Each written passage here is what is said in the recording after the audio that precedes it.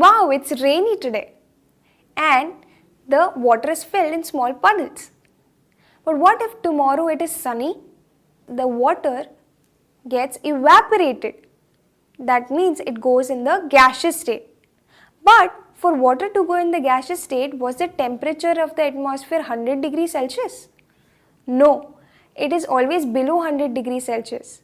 So water still went in the gaseous state below 100 degrees Celsius. This process is called evaporation.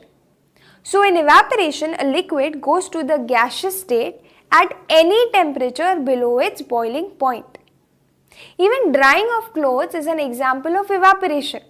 The water in the clothes gets evaporated without supplying any external heat to the clothes and below the boiling point of water. Now let us see what happens to the liquid particles when they are evaporated.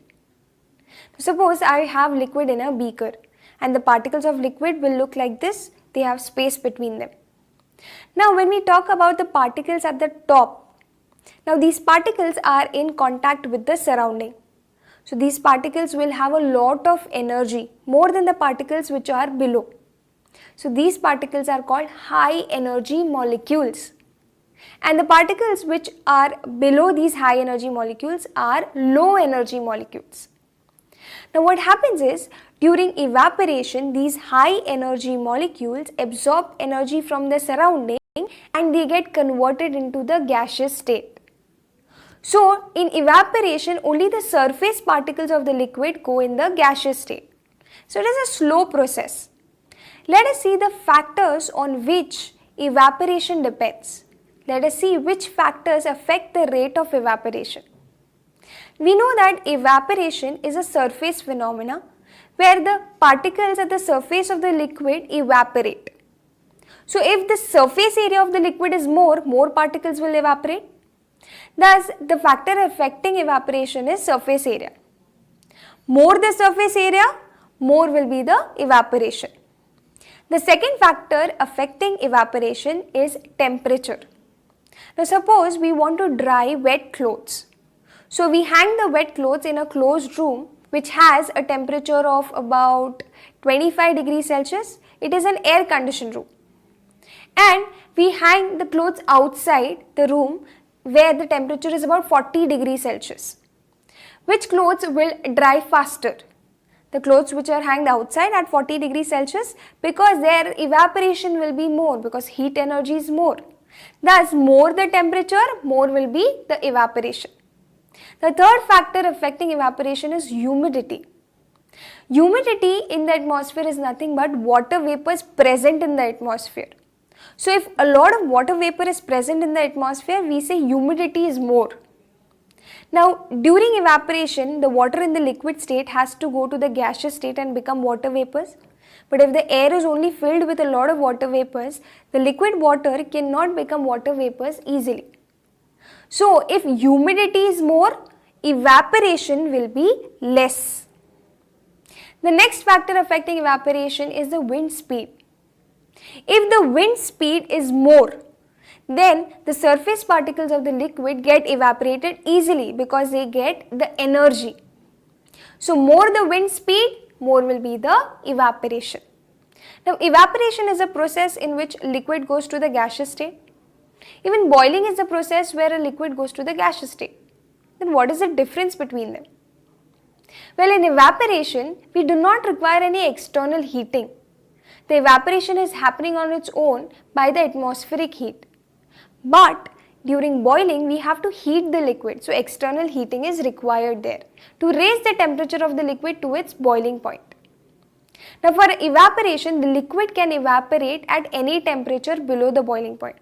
But during boiling, the liquid will start going to the gaseous state at a fixed temperature. Then other difference is that during evaporation, only the surface particles go to the gaseous state. But during boiling, all the particles of the liquid go to the gaseous state.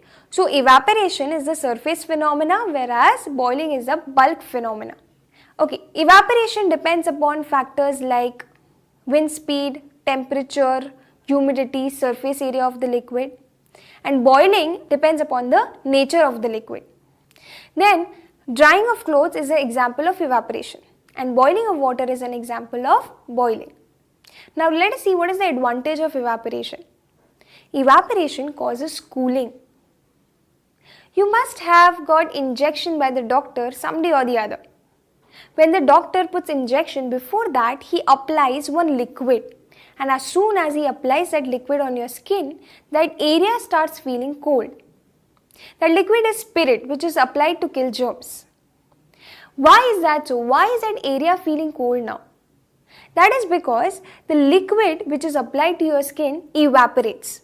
Now for any substance to change its state requires latent heat. So that liquid absorbs latent heat from your body, and then that area of your body starts feeling cold. Okay, one more thing. Have you observed that water in the earthen pots remains cold? That is because when you put water in the earthen pot has a lot of pores. The water seeps in these pores and the water is subjected to evaporation. So when this water which is seeped in the pore evaporates, it absorbs latent heat from the earthen pot, due to which the water inside the earthen pot remains cold. Have you also seen a cooler? The cooler works on evaporation of water. When we put water in the cooler, the water evaporates and the cooler cools the room. If the evaporation is more, the cooler will work efficiently. So, the cooler works very efficiently on a hot and dry day. Why is that so? Because on a hot day, the temperature is more, so evaporation will be more. And on a dry day, humidity is less, so less the humidity, more the evaporation. Due to which, the coolers work efficiently on a hot and dry day.